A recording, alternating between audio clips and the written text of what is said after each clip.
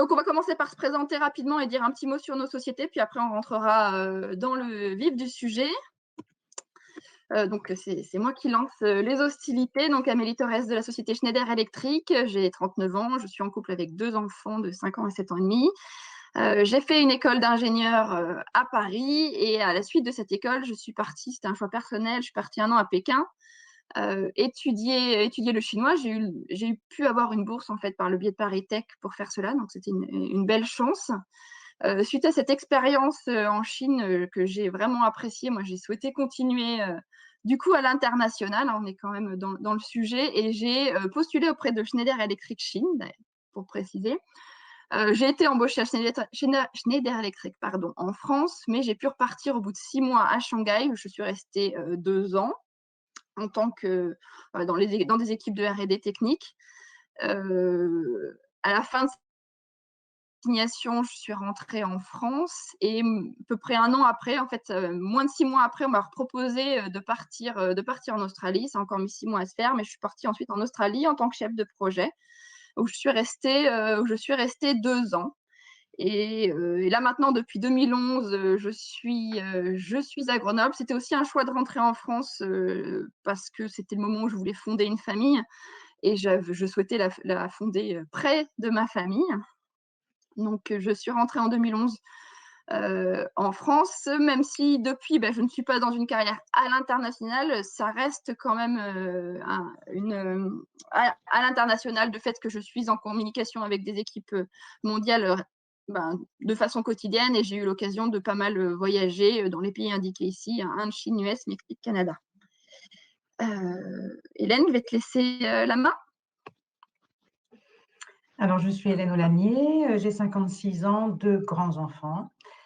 J'ai fait l'université de langues et lettres de Grenoble avec un échange au UK. Ça fait 30 ans que je suis chez Schneider Electric et j'ai fait l'essentiel de ma carrière chez Schneider au Centre de mobilité internationale, qui est une équipe qui aujourd'hui rassemble 25 collaborateurs répartis sur 8 pays différents. Et donc, je n'ai pas travaillé personnellement à l'étranger, mais j'ai accompagné et j'accompagne toujours au quotidien des salariés qui décident de prendre un poste à l'international. Voilà. Maintenant, on va vous dire 2-3 mots sur Schneider Electric avant de laisser la main à nos camarades de Plastic Omnium.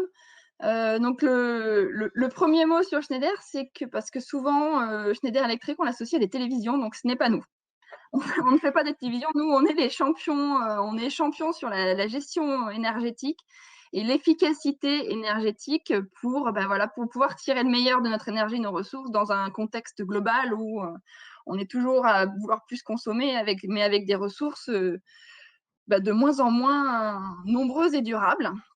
Donc ça, c'est vraiment l'ambition du groupe. Et pour cela, on va utiliser les nouvelles technologies notamment, et donc tout ce qui est numérisation, digitalisation, pour pouvoir accompagner cette transformation dans la gestion et l'efficacité énergétique. Quelques chiffres très rapidement, et dans le cadre de cet atelier RH, ce qui est important à savoir, c'est qu'on est présent mondialement. Donc là, vous voyez une répartition des revenus, mais c'est un peu équivalent aussi au niveau des collaborateurs. On est plus de 135 000 collaborateurs répartis dans une centaine, je crois que c'était ça, une grosse centaine de pays.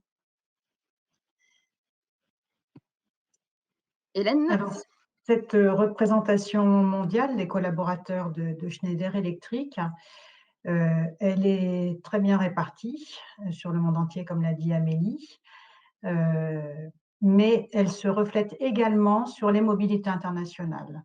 Donc, aujourd'hui, nous avons environ 700 affectations internationales, quels que soient les pays d'origine et les pays d'accueil.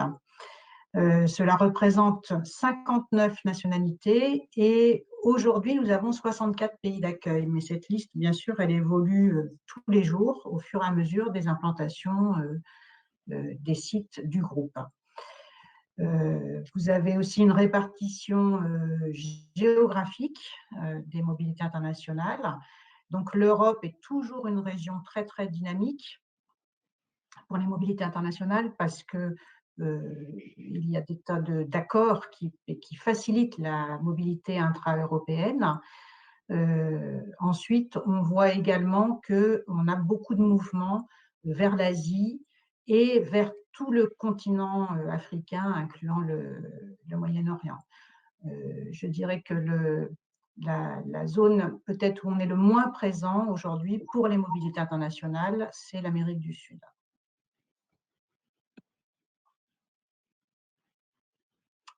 Alors, la diversité, c'est une des valeurs cœur de l'entreprise.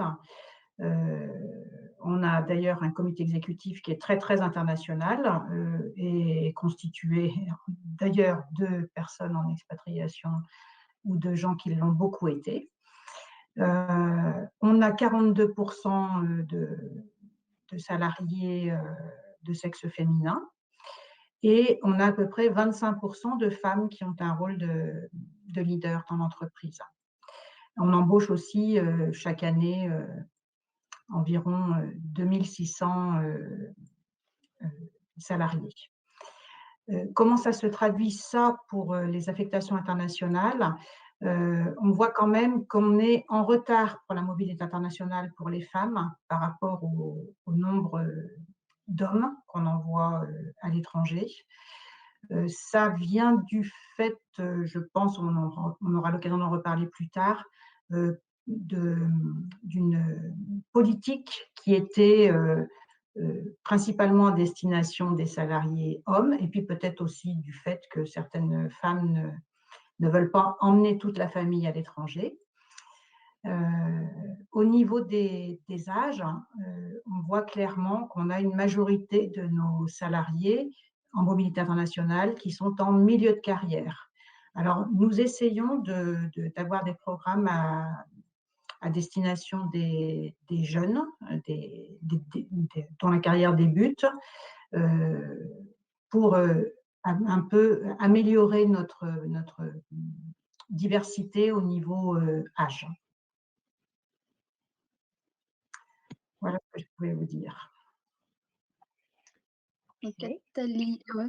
Donc, je passe la main à Plastic Omnium et Marie. Voilà.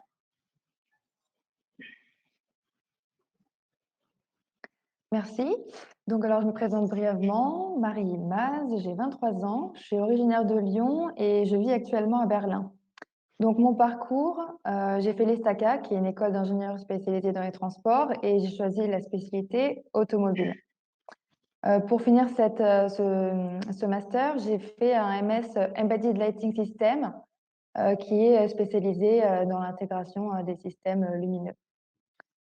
Donc, mon parcours professionnel, donc j'ai fait un stage en fait en 2018 chez Plastic Omnium à Munich, que j'ai trouvé via Elle Bouge, qui m'a permis en fait de continuer chez Plastic Omnium. J'avais beaucoup aimé l'expérience, donc j'ai demandé à y revenir pour mon stage de fin d'études de 6 mois.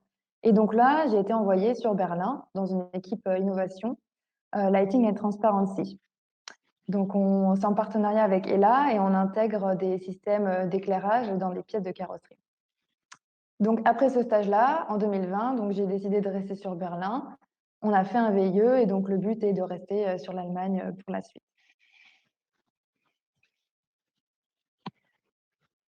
Alors, je vais continuer et je vais finir. Donc, Katharina Mazoyer, moi, je suis donc responsable des relations sociales chez Plastic Omnium. J'ai 43 ans, 2 enfants de 14 et 12 ans et j'ai une double nationalité franco-roumaine. En ce qui concerne mon parcours académique, j'ai fait tout mon cursus scolaire donc en Roumanie, dont je suis originaire, et j'ai poursuivi mes études en France avec un DVSS en ressources humaines. Et j'ai aussi une petite particularité en étant un coach professionnel, formation que je viens d'achever.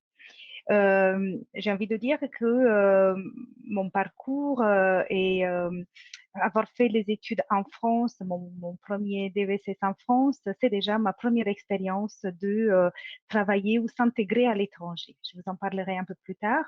En ce qui concerne mon parcours professionnel, j'ai un parcours purement en ressources humaines, avec à peu près 20 ans dans des fonctions de direction de ressources humaines, notamment dans l'industrie et dans l'industrie automobile, dans des groupes comme Forestia, Volvo, Alcoa.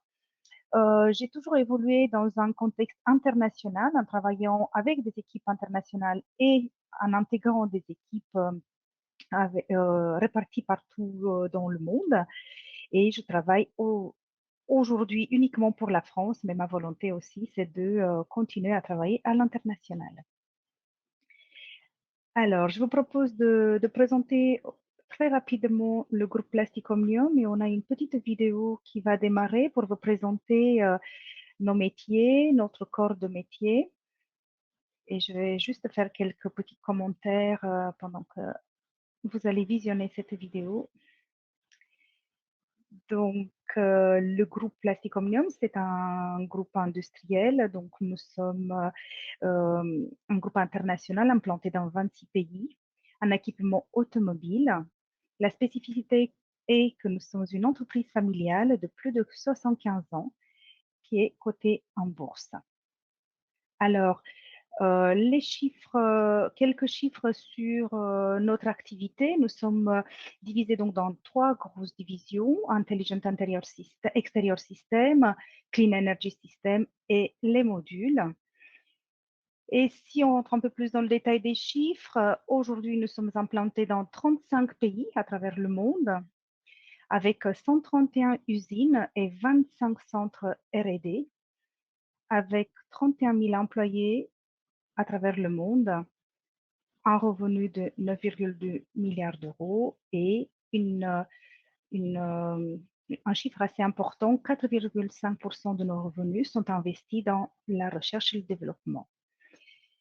Alors, au-delà de cet aspect industriel, l'entreprise Plastic Omnium a des fortes priorités en termes de RSE, et les priorités RSE sont divisées en 3 axes que je vais nommer très rapidement. Premièrement, l'entrepreneuriat responsable, c'est-à-dire garantir la transparence, l'éthique et la lutte contre la corruption, l'éthique des affaires, les codes de conduite, les achats. L'attention portée aux collaborateurs, donc là on peut parler de la santé, la sécurité au travail, mais aussi l'égalité des chances. Et le développement des carrières des femmes fait partie de cet axe. Et dernier axe, ce serait une production durable, c'est-à-dire relever le défi de la transition énergétique et réduire notre empreinte carbone et consommation des énergies. Voilà ce que je pourrais vous dire sur une présentation très rapide de Plastic Omnium. Alors, il n'y a pour l'instant pas de questions des participants. N'hésitez pas, hein, chères participantes, à poser vos questions via le chat, mais je pense que vos présentations étaient très claires à toutes les 4. Du coup, peut-être qu'il y aura des questions pour la suite. Donc, j'ai déjà donné ces chiffres tout à l'heure. Oui, oui. Donc là, on a listé un certain nombre de points dont on pensait que cela vous intéresserait, puis on sera ouvert bien évidemment à d'autres questions. Donc la première question qu'on peut se poser, c'est: quel est l'intérêt d'une carrière à l'international?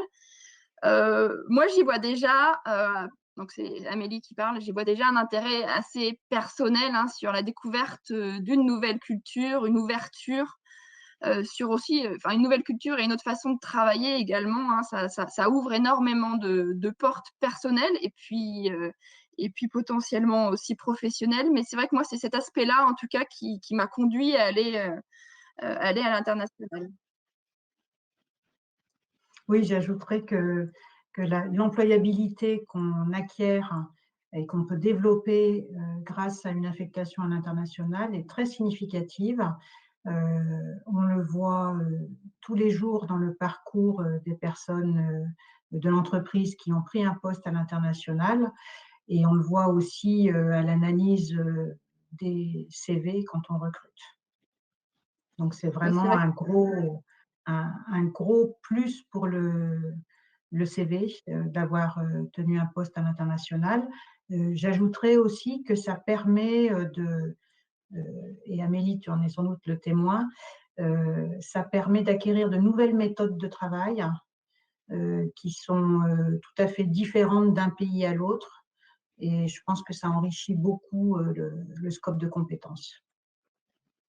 Alors, je me permets, car il y a déjà quelques questions. Une première question donc, de Léa qui demande si un VIE est-il difficile à trouver? Alors Marie, peut-être que tu es la mieux placée pour répondre.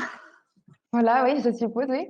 Donc, alors, il faut être qualifié pour le VIE pour lequel on pose une candidature, bien sûr.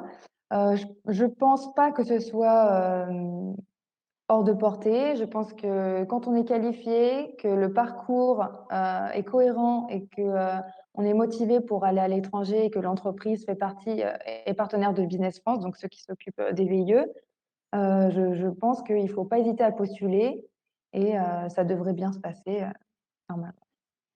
Alors, je ne sais pas si ça répond à la question, si c'était le type de réponse attendue, mais c'est mon premier ressenti. Merci Marie. On a donc là plusieurs questions qui remontent. Donc, on a une Rania qui nous demande si la langue est-elle un frein pour une carrière à l'international, mis à part l'anglais. Alors, on a tout un sujet là-dessus. Si je vais me permettre d'attendre qu'on arrive à ce point-là, mais on va en parler. Ok, C'est peut-être super. celui On a d'après, une d'ailleurs. Super. Donc Rania, patience, on va répondre à votre question. Alizé, donc, qui nous demande, donc, vous avez dit que la plupart des personnes partant à l'étranger étaient en milieu de carrière.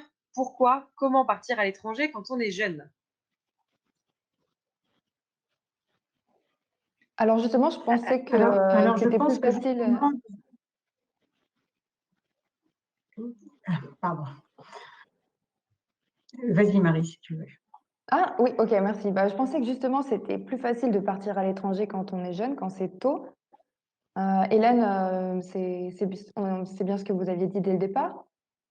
Oui, tout à fait. Mais je pense que quand on a parlé de la pyramide des âges pour les mobilités internationales chez Schneider, on a vu que les gens en poste chez Schneider, ils bougeaient plus en milieu de carrière. Mais bien sûr que ces personnes-là, très souvent, elles ont démarré soit par un VIE, qui est une excellente façon de rentrer dans un parcours international, soit par un contrat local à l'étranger. Et ensuite, elles ont poursuivi la carrière. Il se trouve qu'aujourd'hui, on a plutôt que des débutants, on a plutôt des gens qui sont à partir de 30 ans, dans la deuxième partie, dans le milieu de carrière, ce qu'on appelle le milieu de carrière. Mais bien sûr que la carrière à l'international, elle peut se bâtir dès le début de carrière. C'est même d'ailleurs souvent plus facile de bouger quand on est seul et au sortir des études. Merci. On a encore 3 questions et après, on pourra avancer. On répondra s'il y en a d'autres. Donc, il y a une personne qui nous demande comment savoir quand on est prêt pour un poste à l'international. Je pense que si on en a envie, c'est qu'on est prêt.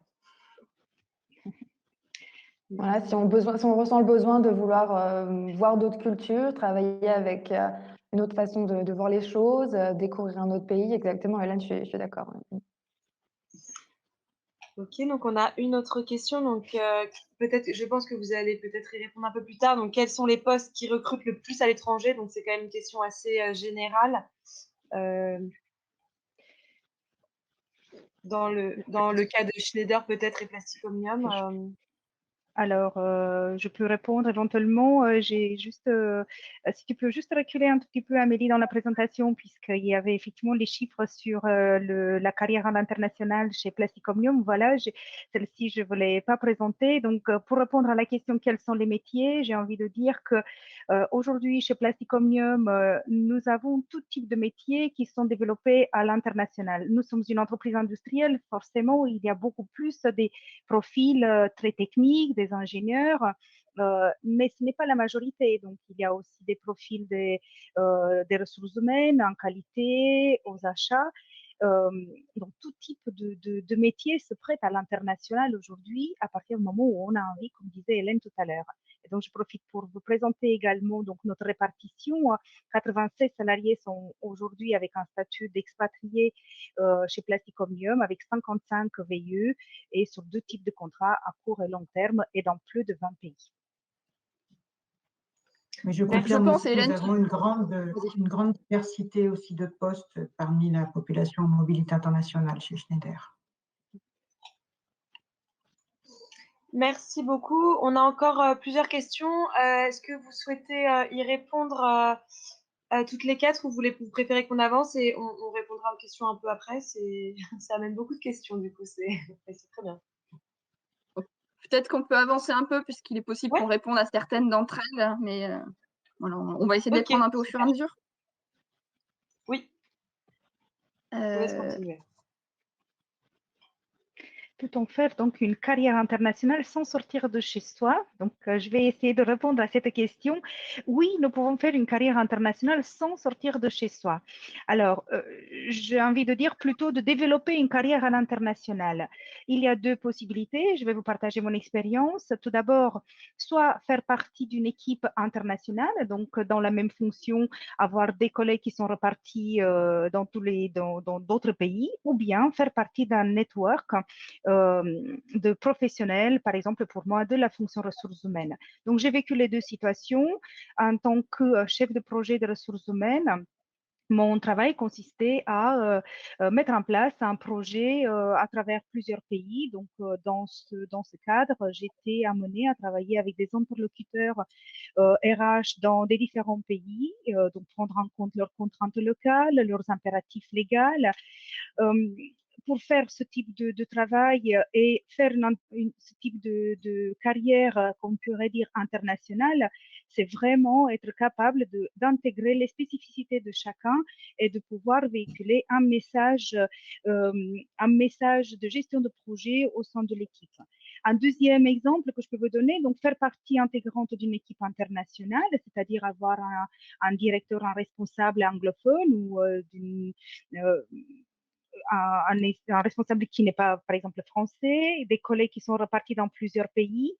Et ici, le challenge est de pouvoir s'intégrer dans l'équipe, de savoir coopérer, de communiquer avec les différents membres de l'équipe, tout simplement évoluer au sein de l'équipe. Alors, on peut faire carrière internationale en restant chez soi, en parlant très bien l'anglais. Ça serait peut-être le thème d'après. Marie, est-ce que tu veux compléter? Oui, alors moi j'aurais quelques remarques. Donc après, je pense que c'est très important de prendre en compte le domaine d'expertise. Par exemple, quand on est ingénieur, très important aussi de rencontrer au moins une fois son équipe et les différentes personnes, que ce soit à l'international ou en France, etc., les collègues. Et puis ça dépend aussi sur quoi on travaille. Par exemple, si on travaille sur des choses matérielles et qu'il faut qu'on aille voir la fabrication de prototypes, qu'on teste, qu'on rencontre des fournisseurs, c'est aussi important d'être ouvert à la mobilité, à être capable de dire oui, ok, je vais partir ici ou là-bas pour rencontrer telle ou telle personne et voir comment les projets avancent. Je pense que ça dépend aussi du domaine d'expertise.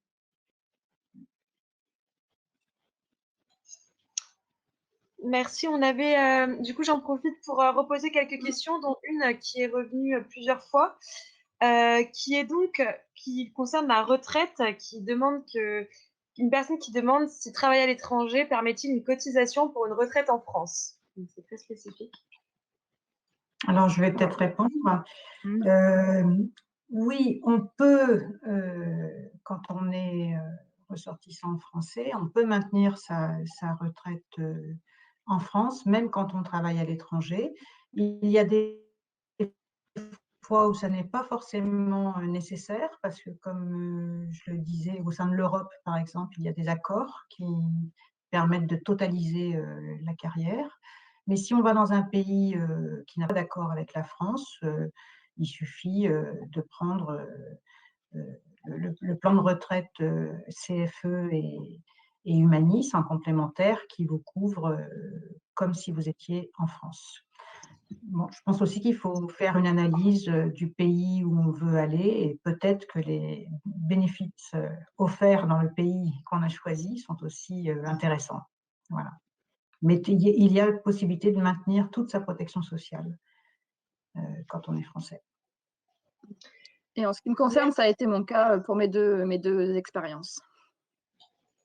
Merci. Donc, ça rejoint un peu la question de Oriana qui demandait si la nationalité était-elle un frein pour une carrière à l'international. Non, la nationalité n'est pas un frein.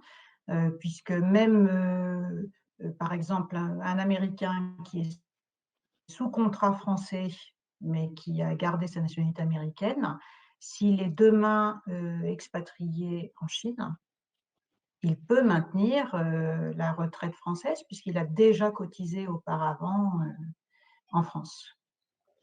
Donc il n'y a pas de discrimination au niveau de la nationalité. Il y a juste des analyses à faire, du pays d'origine par rapport au pays d'accueil pour voir quels sont les choix qui sont les plus importants. Merci. Je vous propose de continuer parce que les questions que j'ai reçues sont, entrent complètement dans les thématiques que vous allez aborder juste après. Très bien. Alors, comment réussir son expérience à l'international et l'anglais suffit-il? Donc, c'était la question qu'on a eue tout à l'heure. Moi, je vais répondre à celle-ci en particulier. L'anglais peut suffire, mais moi, de mon point de vue, ça va être extrêmement limitant. Et ce serait vraiment dommage de rester là-dessus. Donc oui, généralement, dans le milieu professionnel, on arrive tout à fait à s'en sortir avec de l'anglais. Moi, j'ai des collègues indiens qui sont avec nous ici à Grenoble et qui y arrivent. En même temps, c'est dommage pour plusieurs aspects. Déjà, pour s'intégrer, encore une fois, dans les aspects personnels, s'intégrer dans le pays dans lequel on va, où pour moi, c'est un critère clé de réussite de l'expatriation que de pouvoir découvrir vraiment le pays. Il faut au minimum, sans parler couramment la langue, hein, parfois, parler 3 mots. Ça suffit. Je prends vraiment l'exemple de la Chine là-dessus. Savoir dire bonjour, merci, c'est trop cher, ça c'est très important là-bas. Ça ouvre des portes, il y a des sourires qui s'affichent sur les visages. Et après, même si on repasse à l'anglais, il y a quelque chose qui s'est passé, un lien qui s'est créé. Je peux aussi donner l'exemple toujours en Chine de quand j'ai commencé, j'avais des réunions de projet, donc j'étais la seule non chinoise de l'équipe. À cause de moi ou pour moi, c'était des réunions qui se faisaient en anglais. Ça durait 4 heures. Hein, donc une réunion hebdomadaire de 4 heures, c'est quand même très long. Et au bout de quelques semaines, je leur ai dit de passer en chinois. Je comprenais la moitié des choses, mais au moins les slides étaient en anglais et j'essayais de gagner comme ça. Et on est passé à 1 heure. Et petit à petit, moi, je suis rentrée dans le sujet et on est devenu beaucoup plus efficace. Donc, il y a à la fois l'aspect intégration et l'aspect efficacité. Je mets surtout l'accent sur la partie intégration. Mais donc, pour moi, l'anglais suffit, mais vraiment, il faut s'ouvrir au-delà. Je peux éventuellement compléter un tout petit peu. Moi, je peux vous témoigner également donc de mon expérience. Moi, j'ai décidé de venir faire une partie de mes études en France et ensuite chercher un emploi en France. Donc, pour travailler en France, il faut parler français. Hein. Clairement, il n'y a pas d'autre solution. Donc, si on veut vraiment s'intégrer dans un pays, si on veut rester dans le pays, il faut apprendre la langue, il faut travailler dans la langue du pays. Ensuite, si on veut travailler à l'international en faisant partie, comme je vous ai expliqué tout à l'heure, des équipes internationales multiculturelles, l'anglais, il est plus que nécessaire. C'est-à-dire que dès l'instant où vous travaillez avec des personnes qui se trouvent en Chine, en Hongrie, en Inde ou aux États-Unis, le langage commun, c'est bien l'anglais. J'ai envie de dire que pour réussir une expérience à l'étranger ou en international, il est nécessaire d'avoir tout d'abord une forte capacité de s'adapter, une envie de s'adapter aux cultures et aussi une forte flexibilité. Dans la flexibilité, je mets aussi l'envie de découvrir la langue, le pays, la culture du pays. C'est une excellente richesse de travailler dans des équipes internationales. Et lorsqu'on est intégré dans ce type d'équipe, il faut savoir, c'est qu'il faut s'intégrer. Et si on est manager d'une équipe, il faut savoir rassembler les individus de la sorte que tout le monde puisse tirer des bénéfices des différentes origines et des nationalités présentes. Donc, il est vraiment important de bien maîtriser l'anglais, au moins l'anglais. Et après, si on veut vraiment intégrer le pays et y rester, il faut vraiment avoir des notions de la langue du pays. Merci beaucoup. J'en profite du coup pour poser une question donc voilà, qui est revenue assez souvent. Il y a des personnes qui se demandent si est-ce que c'est pas angoissant de se retrouver seule à l'international et également comment en fait comment gérer ces possibilités d'altercation culturelle. Donc là, vous venez d'y répondre, peut-être que la langue est effectivement n'est plus une barrière, mais est-ce que vous pouvez apporter des réponses? Comment vous vous êtes adapté, vous, à une nouvelle culture? Alors, Alors, je peux peut-être commencer. Je pense qu'on peut toujours se sentir seul à l'étranger et que c'est normal d'avoir peur, surtout quand on est jeune et qu'on décide de partir seul. Alors après, il faut savoir qu'on n'est pas les seuls à partir à l'étranger. Et donc, il y aura toujours des groupes, que ce soit sur Facebook, etc., de personnes de votre nationalité qui partent dans le même pays et qui essaient aussi de rencontrer de nouvelles personnes et de chercher du soutien et de l'aide, par exemple, de s'adapter à la culture locale et comment certaines démarches administratives fonctionnent. Donc, je pense qu'il ne faut pas avoir peur de ça. C'est normal d'être angoissé, mais quand c'est parti, c'est parti. Oui, je pense qu'il y a beaucoup Oui, de réseaux de salariés en affectation internationale qui permettent déjà dans un premier temps d'avoir un support, presque des sponsors, on va dire, dans le pays où on va. Donc je sais que nos salariés utilisent beaucoup ce support-là. Et il y a aussi une chose qui est intéressante, c'est avant de partir, en dehors des aspects linguistiques, de s'investir dans la connaissance de la culture du pays dans lequel on arrive. Chez Schneider, on propose très souvent des formations interculturelles qui sont assurées par des professionnels. Et ça aide à connaître quelques clés de réaction du pays dans lequel on est affecté. Ça peut aider à enlever beaucoup de malentendus au début et avoir une bonne lecture des réactions des locaux. C'est très intéressant pour pouvoir réussir son expérience. Et oui, et je rajouterais en lien un peu avec ce que disait Marie sur le réseautage qu'on peut faire par les réseaux sociaux, mais aussi par le biais de l'entreprise par laquelle on part. Il y aura généralement déjà des gens qui, soit de votre nationalité, qui soit sont encore dans le pays, soit ils sont déjà partis, ils sont revenus. Et vous pouvez tout à fait, par le biais de l'entreprise et d'un répertoire interne de l'entreprise, trouver ces personnes et les contacter pour avoir des conseils, pour bien vous préparer, pour avoir des contacts sur place. Hein. Ça rassure toujours de pouvoir rencontrer quelqu'un et dire bah, si j'ai un problème, au moins j'ai quelqu'un qui est tout prêt, vers qui je peux me retourner. Voilà, donc ça vaut le coup de construire avant de partir un premier réseau, ne serait-ce qu'en interne à l'entreprise. Voilà, Merci, alors Amélie. Catalina, je ne sais pas si ça revient sur les aides au départ à l'étranger. Est-ce qu'on attend peut-être cette question pour revenir sur ces L'aborder à la points-là? fin, oui. Oui. Il y avait juste du coup, avant qu'on avance, une question concernant la langue. Alizé qui se demande comment apprendre efficacement une langue difficile comme le chinois ou le japonais tout en restant en France. Donc Amélie, je vous laisse. Alors, c'est compliqué. Non, là, honnêtement, je dirais que c'est effectivement assez compliqué. Moi, j'ai commencé le chinois au lycée par le CNED. Et non, mon retour d'expérience, c'est que c'est pas efficace. Clairement, voilà, par le CNED en plus, donc par correspondance, hein, toute seule avec une cassette, parce que c'était encore des cassettes à l'époque, une cassette et un livre. Donc, mais ça m'a donné le goût. C'était déjà, en fait, ça a au moins fait ça m'a vraiment donné le goût de continuer. Et après, c'est pendant l'école d'ingénieur que j'ai repris des cours. Et là, vraiment avec un professeur qui était chinois. Donc, il y a quand même, on ne va pas aller très, très loin, mais ça va quand même donner des bases.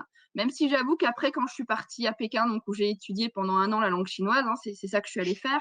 Je pense qu'en 3 semaines là-bas, où j'exagère un peu, mais c'était 3 semaines à faire ça à temps plein, j'ai appris à peu près autant qu'en 2 ans en France. Mais les 2 ans en France m'ont permis d'arriver sur place, de pouvoir échanger 3 mots. Et comme je vous disais, déjà, ça ouvre des portes. Et après, c'est sur place qu'on va apprendre des cours. Ce sera vraiment, en fait, il faut commencer en France pour avoir des bases et pour pouvoir échanger un minimum de choses. Et ensuite, sur place, c'est vraiment dans l'immersion qu'on y arrivera. Comme toute langue, mais c'est encore plus vrai pour une langue comme celle-ci. Merci Amélie. Je vous propose qu'on continue la présentation parce qu'il nous reste 15 minutes. Donc il y a beaucoup de questions.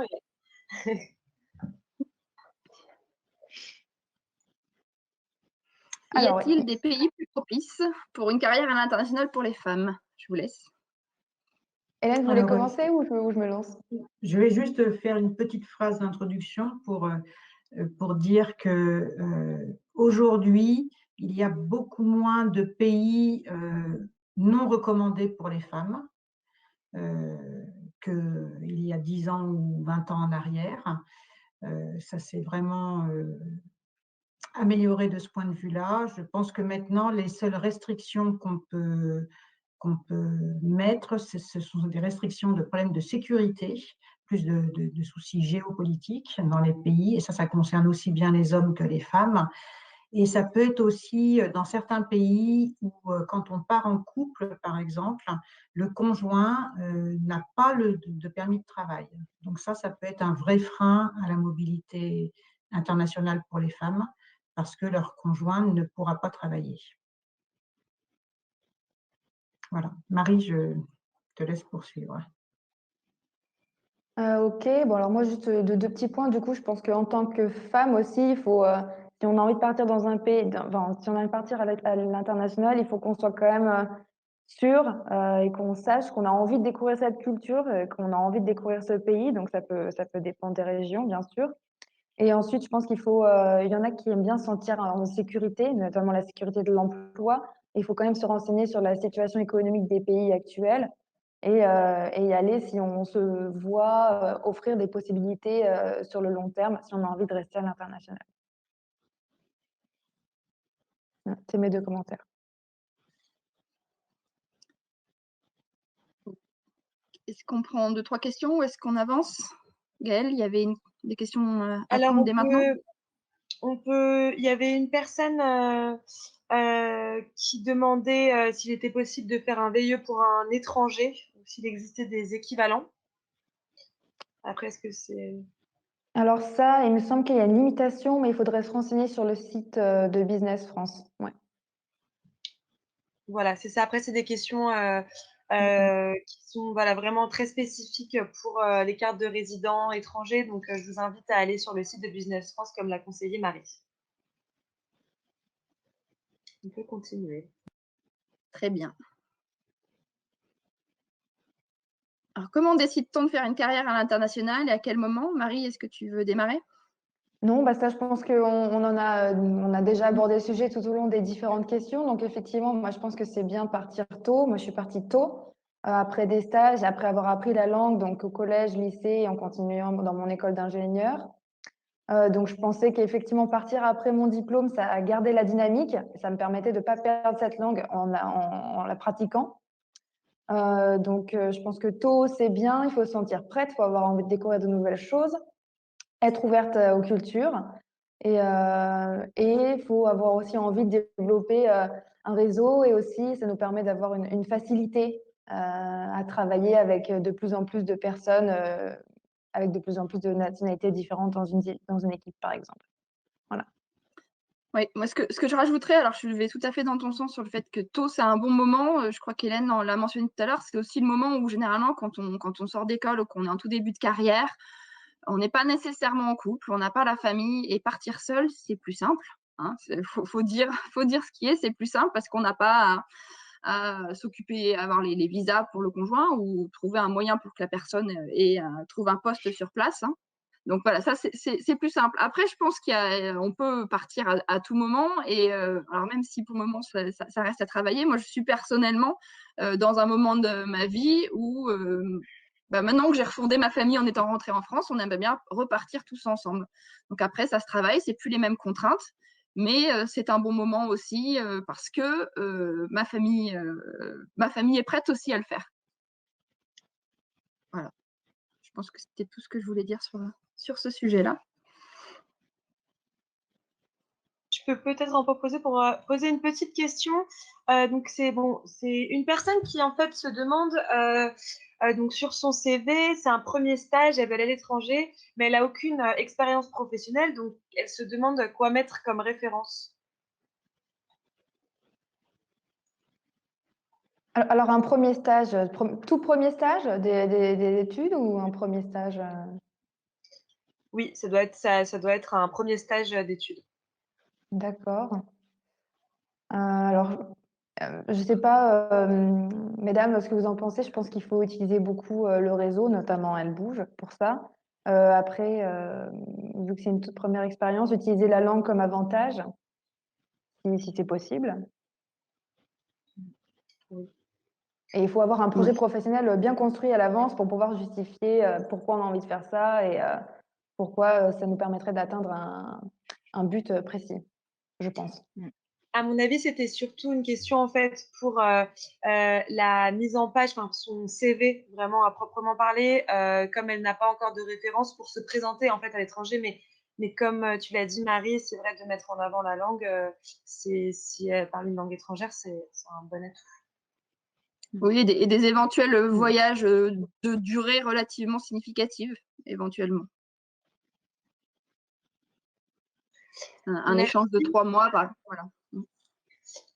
Et il y a donc une dernière question. Donc, quel est le pourcentage de contrats proposés local ou d'expatriés suite à un VIE au sein de Plastic Omnium, par exemple? Alors, je pourrais pas vous donner les chiffres comme, comme cela, mais ce que je peux vous dire, c'est que les VIE, c'est bien des contrats bien spécifiques. Les expatriations, c'est des contrats aussi très spécifiques. Donc, je ne sais pas combien de VIE aujourd'hui sont reconduits en expatriation. Il y a plusieurs possibilités. Soit les VIE peuvent rester dans le pays dans lequel ils ont fait leur première expérience sur un contrat local, ou bien il y a souvent un retour en France et un autre contrat d'expatriation par la suite, mais je ne pourrais pas vous donner les chiffres. Tout est envisageable en tout cas. Merci Catalina. On a du coup une question pour peut-être pour Amélie. Donc une personne qui se demande, mais je pense que tu as déjà répondu, donc comment partir en couple? Comment faire pour que son conjoint puisse être employé dans un job intéressant au même endroit que nous et surtout en même temps? Alors peut-être qu'Hélène pourra aider là-dessus. Alors moi, je ne l'ai pas encore vécu pour moi. Alors si on a eu la chance de partir ensemble en Australie, mais disons que c'était vraiment la chance. Après, effectivement, ce que disait Hélène tout à l'heure, c'est qu'il faut se renseigner au moins sur les contraintes administratives qu'il peut y avoir dans le pays. Donc avoir le droit déjà de travailler. Après pour trouver un travail là-bas sur place, je pense qu'il faut prospecter en amont. Enfin, si c'est pas quelqu'un de la même société, hein, prospecter en amont, prendre connaissance du marché du travail localement. Mais c'est aussi un pari, hein, quelque part. Je sais pas si Hélène, tu veux rajouter des choses peut-être? Non, non, tout à fait. Je pense que c'est pas très facile à réaliser, mais ça peut se faire. D'ailleurs, j'en ai vu plusieurs qui arrivaient à gérer ça. Je pense qu'effectivement, quand le premier du couple a trouvé un poste à l'étranger, il faut tout de suite se renseigner pour savoir si le permis de travail du conjoint accompagnant, le permis de séjour, pardon, le visa du conjoint accompagnant va permettre de travailler dans le pays d'accueil. C'est la première chose à vérifier parce qu'effectivement, si dans le couple, il est impératif que les deux travaillent dans le pays d'accueil, il faut savoir qu'il y a encore beaucoup de pays qui ont des limites assez dures sur l'emploi du conjoint. Donc, voilà, c'est la première chose à vérifier. Et ensuite, eh bien, faire marcher le réseau qu'on peut avoir. Demander également à son entreprise, si on est déjà en emploi, donc, si éventuellement c'est possible de travailler dans le pays d'accueil. Et puis, je pense que quand on est sur place aussi, il faut s'adresser à toutes les entreprises internationales parce que on recherche quand même beaucoup de candidats à l'étranger. Surtout en contrat local, on en recherche beaucoup. Et je rajouterais juste une chose, parce que ça fait partie des discussions qu'on a pu avoir avec mon conjoint dans ce cadre-là. C'est aussi une porte aussi, ça peut être aussi un moment où on décide de se lancer dans l'entrepreneuriat. Le conjoint, finalement, il va se lancer à son compte. Dans le monde digital, c'est de plus en plus faisable, même si ça va être quelque chose, un business qui peut être un peu pour le marché français, mais avec les moyens qu'on a aujourd'hui, ça peut aider. Donc, ça peut aussi être un moyen de se lancer dans autre chose si c'était un projet qu'on avait, mais qu'on repoussait. Et du coup, forcément, l'intérêt sera fort pour la personne. si je peux me permettre de rajouter juste une petite chose, moi j'ai vécu cette expérience et je ne suis pas partie justement à cause de ce frein de l'emploi de mon conjoint. Alors j'ai toujours dit qu'il y a le projet professionnel, certes, donc on veut travailler à l'étranger, mais il y a aussi un projet de vie, un projet personnel, et il faut vraiment prendre en compte cet aspect-là, et il faut rester vraiment rester optimiste mais réaliste. C'est un réel problème, l'emploi, les 2 emplois à l'étranger. Il faut vraiment bien préparer son départ. J'en ai accompagné plusieurs salariés dans des carrières à l'international, et ça a été parfois des échecs à cause de cette recherche d'emploi. Voilà, je voulais juste rajouter ça. Merci beaucoup. Donc, il y a encore 2 petites questions. Alors, il nous reste 3 minutes, donc je vous pose 2 questions. Donc, une personne qui demande si vous recommandez de commencer par un poste en France où on travaille en anglais avant de prendre un poste à l'étranger. Donc, de faire Je dirais pas nécessairement. Pas nécessairement, non.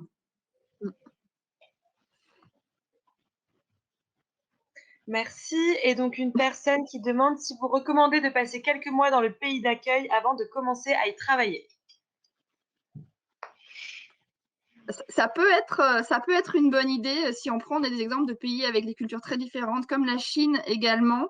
Parce que je sais que, voilà, moi, quand j'ai fait mon année à Pékin en études, j'avais un camarade de mon école qui était avec moi. Et en fait, au bout de 3 mois, il a craqué et il est rentré en France, il s'est arrêté au milieu. Et je pense que moi, j'ai pu avoir cette opportunité à Shanghai par la suite au sein de Schneider Electric parce que notamment, côté Schneider, comme j'avais déjà vécu 1 an en Chine, alors il n'y avait pas forcément besoin que ce soit 1 an, mais en tout cas un certain temps, ils savaient que j'allais résister, en tout cas, je ne sais pas si c'est résister, mais que j'allais pouvoir rester et que ce n'était pas quelque chose de 2 mois avec un retour à prévoir derrière.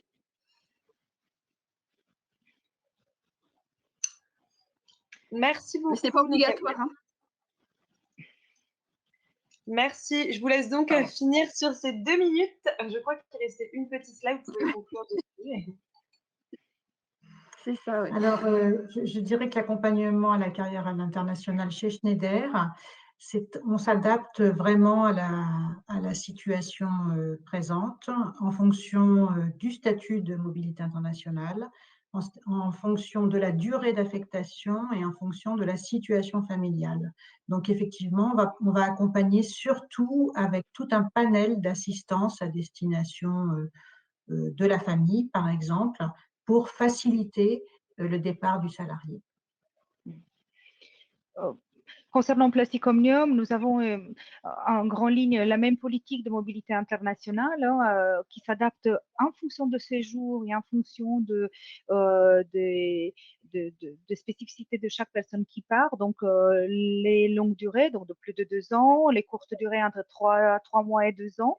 En tout cas, pour les deux, il y a l'accompagnement de la famille sur la partie scolarité, le budget de conjoint, la retraite, l'accompagnement projet professionnel, etc. Il y a également tout ce qui est l'assistance fiscale, la couverture santé, donc vraiment pour garantir l'intégration de la famille dans le pays et bien sûr tout l'accompagnement que je dirais financier avec la couverture des logements, de transport, les salaires, les allers-retours vers le pays d'origine. Et une chose très importante que Hélène a souligné plus tôt au début, c'est l'accompagnement par les formations interculturelles au départ pour que justement nos salariés se sentent vraiment accueillis et intégrés dans le pays.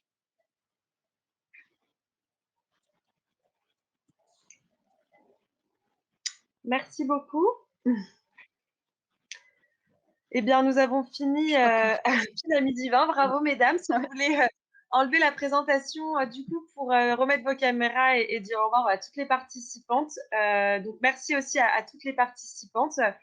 Nous espérons que cet atelier donc vous a plu et que vous a donné envie de faire carrière à l'international.